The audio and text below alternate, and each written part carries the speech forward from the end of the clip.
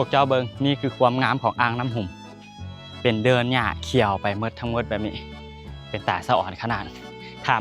ว่ามามื้อใดแดดฟ้าบดนะแดดบ่ออกนะแห้งสีงามแล้วก็แห้งได้บรรยากาศของการมาลินของอ่างน้ำหุ่มอีกพวกเจ้าเบิงโคตรงามค่อยโคตรมากเลยอ่างน้ำหุ่มวันนี้เป็นอีกบอลหนึ่งที่มีเสน่ห์ที่สุดสำหรับอ่างน้ำหุ่มมันสิเป็นเดินหญ้าแปลนไปเบิดแบบนี้มันก็จะมีบอลรูปบอลโน้นเป็นเอกลักษณ์ของอ่างน้ำหุ่มแล้วมันก็สิเห็นให้เบิ่งคือเป็นภูแน่งามขนาดบ่ผิดหวังไปมาตัวนี้ละแมนเต้นที่ข่อยมาแคมปิ้งมื้อนี้มีสมาชิกมา5 คนมีเอ้ยกับอ้ายแล้วก็หลานแล้วก็เมีย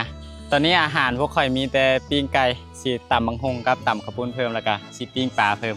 นี่อาหารของพวกข่อยมื้อนี้ปิ้งไส้แล้วก็ปิ้งปลาน้อยกินแซ่บสุดโคตรได้บรรยากาศเลยมากินแบบนี้บ่มีอย่างพักท่อนี้อีกละ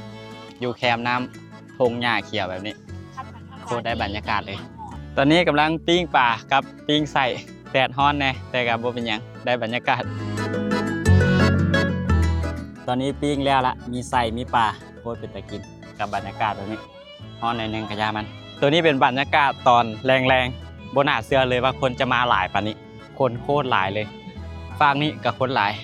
ฝากนี้กับคนหลายฝากนี้กับคนหลายฝากนี้กับคนหลายฝากทางนั้นกับคนหลายคือกันเพราะว่าอยู่นี่มันงามคนก็เลยมาหลายและมีอย่างหนึ่งขอยอยากแนะนำพวกเจ้าถ้าว่าผู้ใดมาเด้อแนะนำอย่างหนึ่งคือบ่ให้มาแคมน้ำแบบนี้เพราะว่ารถมันสิขาตัวนี้มันเป็นหอยรถขารถพวกข่อยนี่แหละเป็นคนค้าเองนี่ก็ได้พากันยู่ขึ้นก็โดนเติบเมื่อยเติบฉะนั้นไผมาก็อย่าพยายามบ่เอารถมาใกล้ๆน้ำแบบนี้เพราะว่าดินมันมืนดินมันลมนะ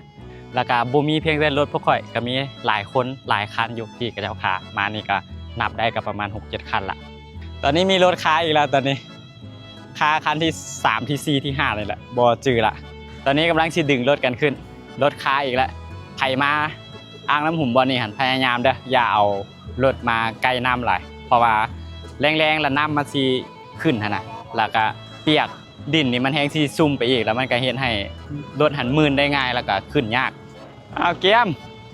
รถ Fortuner คันนี้เราใจดีขนาดไปดึงให้หลายคันแล้วได้นี่ขึ้นเรียบร้อยสุดยอดโอเคผ่านพ้นไปด้วยดีคันนี้ก็ เราก็อยู่ใกล้ๆนี่แหละอยู่ใกล้ๆข่อยนี่ข่อยนั่งอยู่นี่เราก็นั่งอยู่ทางหน้าข่อยนี่แหละ